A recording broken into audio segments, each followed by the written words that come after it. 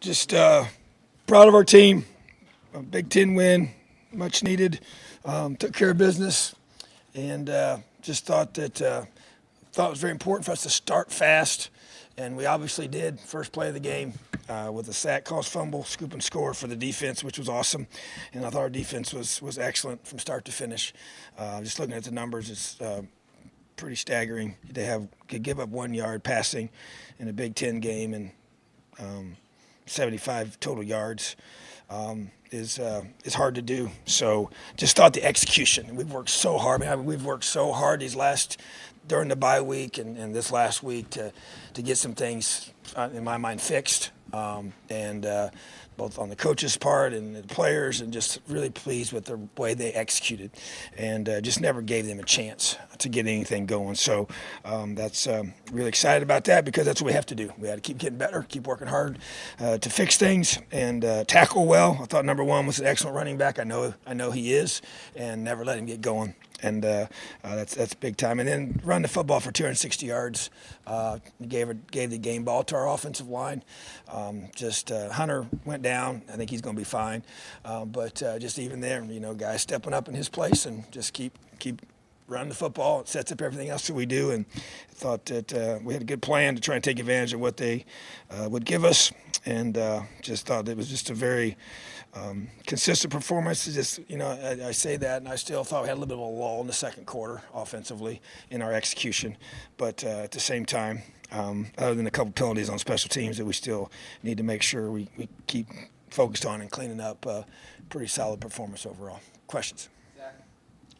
Kind of a two-part thing on Mike. Number one, was he playing through a little bit of pain today? And number two, just before you can watch film, how do you evaluate maybe the way that he kind of comes off of Michigan State and the day he puts together today? Yeah, I thought that today was a good growth day for Michael Penix. Wasn't as clean as the last performance. I think he's young, and that's going to be part of the process. There's going to be he played solid. It wasn't as sharp as he was last time, but don't think there was any pain.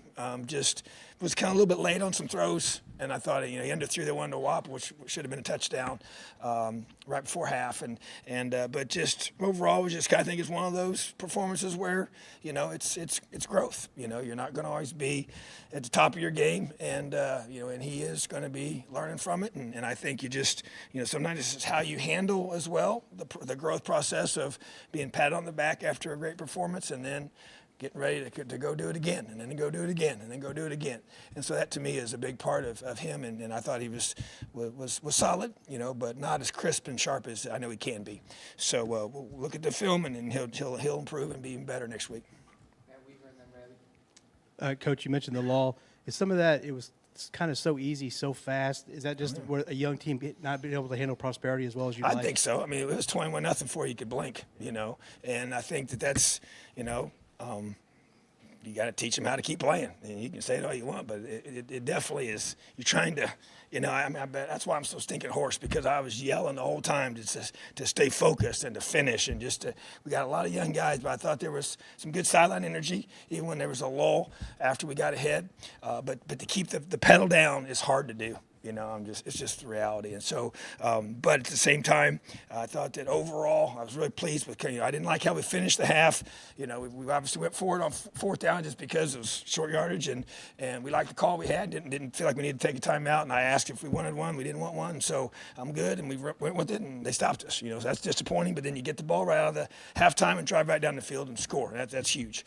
And then the 98-yard drive, that took up over 7 minutes, and 13, 14 plays. Those are demoralizing drives for the opposing team. So just really, and we've done that now. We did that against Michigan State. Now we've done that against Rutgers. And I just think that's the way we utilize the clock. That the time management of that is it's important. It's how you play winning football. It's working both sides together.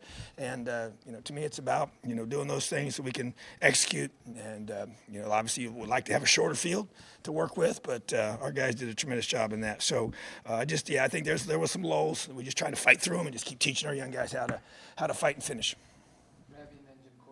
What did you think of the career days from Walt Fillier and Stevie Scott? Yeah, Wap's continued to, and I'm not really ever surprised with Wap. Last year was hard because he got injured, and I knew he's a special player, and he just brings so much energy, and he doesn't need a lot of space, and he can, he makes those contested catches, he creates a little separation, and then he puts his foot in the ground and gets vertical, and Mike has such good velocity on the football that he's able to get it to him, right as he breaks, So, and then Stevie, just to me, just to continue to run the football. He had that one run, and they had some really good players on defense, and he just ran right over one of them, and it was just a grown man run that I thought was awesome, and a confident run, and just a strong run, and just an attitude run, and I just think that he's growing in his confidence in the guys in front of him and what we're doing schematically, and so I just think that they both know it's a team effort to get those individual performances, but those are two really good football players. Coach, the youth on this defensive line seems to be going away quickly. That they started with a great defensive play, and then they end up with 12 tackles for loss. Yeah. Talk about those guys. Well, I tell you, to me that's how this defense is built, and I know we got a lot of new faces on the D line, and it's taking some time, but these guys, they play hard. D-Mac's the one that caused the sack. DeMarcus Elliott, the first play of the game, it's just the penetration that we're getting, and we do move quite a bit and try and create that, but that's creating negative plays, the tackles for loss, the sacks, which creates takeaways eventually. More of those. That's how you play great defense. And then when you get into third down, you execute the call. We had a matter of fact, our guys came off the sideline. We had a certain play where we made a certain check that's been something that we'd had trouble with, even against Michigan State, and we nailed it and ended up getting a sack because of it. And that's my whole point to them was when I came off the field, like, guys, when you execute, it could have been a big play for the offense if you don't execute it. And it ends up being a sack because the guy that they're trying to get the ball to is covered with the check. It's a three-man concept that we're trying to do. It takes a little work, but to me, that's how you become a great defense, is you execute. And I said, when we execute, it's like we played a Michigan State game. I took like 4 clips and said, guys, when we execute, we could be an elite defense. When we don't, it's frustrating. And we had, we didn't finish in that game. So to me, that's the growth we saw today. I understand, that they obviously struggled, but at the same time, the execution is so critical. And the D-line sets the tone, and then you get into third down, you get pressure, and you execute the call on the back end, and you eliminate any chance of them converting. I mean, you're 0 for 11 on third downs, which is, it's also hard to get to that point. So a lot of really good things to build off of for the future. Coach, you had the opportunity to rush the ball really for the best you've done all year this year. And that offensive line, really 2 games in a row after you lost Coy, they've really played well. Can you talk a little bit specifically and as a group how they've all come together since they've lost Coy and played as well as they have? I'm telling you, when you lose a guy like Coy, it's going to do one of 2 things. A group can be devastated by it and never recover and never be the same, or you can band together and realize that each guy to a man has got to elevate his preparation and help elevate his performance. And I think that's what's happened. We lost one of our, if not our best offensive linemen, and the group has just kind of come together and solidified their work ethic, their resolve to say that we're not going to be, we're going to be better because we're relying on each other. We're spending extra time. And Coy spent hours and hours trying to help Matt get ready, and all the different things it takes to get. So it's just, he's part of it too. That's why we've committed. He's going to travel to every one of our games. He's going to be here. And whether he's on crutches or on this little scooter, whatever we got to do to get him where he needs to be. But he's an important part of this whole team. And so I think he's been a part of that too. But they've rallied around him being gone, and that's awesome to see. And so that's a tribute to Coach Hiller and the group. But I think Simon's really stepped up, taking ownership of that. I know Hunter. Those are 2 seniors that have really stepped it up and challenged the other guys. They got to elevate their game, And so I'm just really proud of our guys. Man, that's you want to just keep getting better as the season progresses, and we're seeing signs of that. Yeah, Coach, it was around a year ago at this time that the community kind of rallied around Raekwon. Just how satisfying is it to see him maybe kind of having the senior year that he's having? And yeah, I don't think anybody is more proud of him than I am. He won the Elio Award this morning that we give to a player that just best exemplifies what Elio stands for, and our team loves him because he's persevered You know, he persevered as a player. He exemplifies grit. You know, he came here. He had to sit behind T. Gray for all those first several years and redshirt, and then this last year, his senior year, he's playing his best football. And then he had the hurricane last year devastated his family. They're still recovering from it, and the perseverance through that has been impressive. And the guys ride around him for that. So there's just a lot of respect for him and the kind of man that he's become and the kind of person that he is. So I really appreciate how hard, and he just cares so much. He works so hard, and in the preparation of getting our team ready, and when you got a guy like that's leading that side of the ball, it makes a big difference, you know. So I'm just really happy for him that he's playing so well because he deserves it. Coach, you talked about the D-line. One guy that's been noticeably absent the last couple of weeks has been Juan Harris. Just wanted to see if we could get an update on his status. Yeah, we talked about him earlier. We asked, in a unique situation, he's chosen to no longer play football. So informed us of that, and wasn't what I expected, but wish him nothing but the best. But really proud of the other guys that have stepped up, and it's a decision that he came to on his own, and so we wish him well.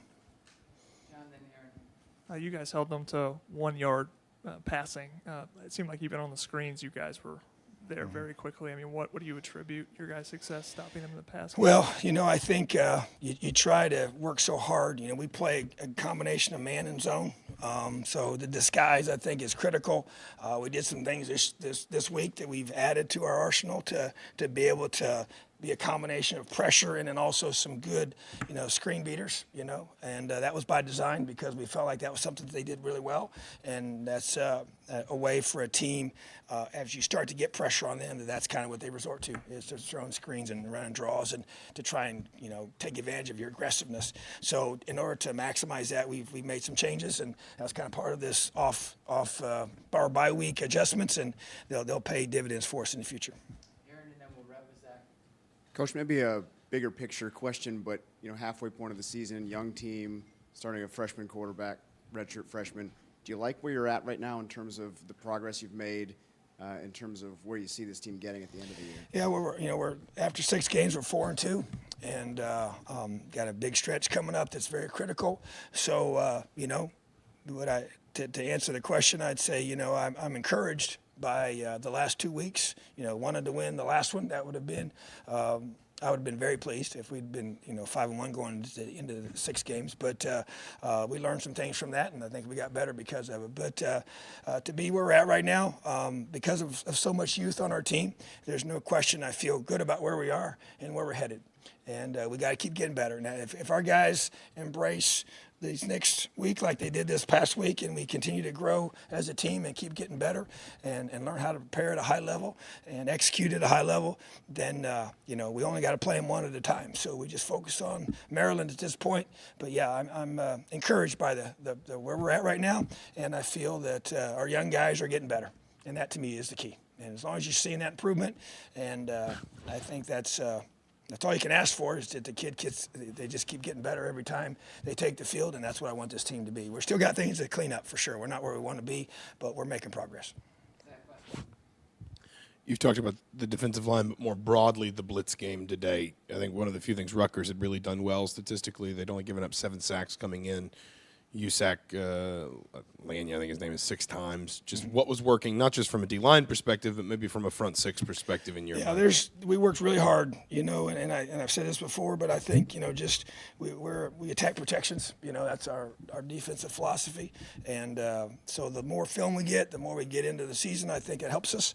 And I think that we're able to take advantage of what teams do, and then you get in the game, they make adjustments, and you adjust off of that. So, but I thought our defensive staff did a great job of having a good plan to pressure the quarterback, because you're right, they have not given up a bunch of sacks. And so, but I felt like that there's things that we could do, and we had to execute them, but we did. And part of that goes back to, even like I said, with one of them, just by the back end doing their job and eliminating that first read when he's covered, and then bam, the pressure was right there. So that's to me where if you break down in the coverage and the quarterback's able to throw that first read, that wouldn't have been a sack. It would have been a big play for the offense had he caught it. So there's several examples of that. So I think it's a team effort for everybody to get to that point. But I think the scheme is a big part of it because I believe in that. I love what we do, and the guys are just going to keep getting better. The more confidence we have as our guys grow, get older each week, and get better. So excited for our future. We just got to keep working hard.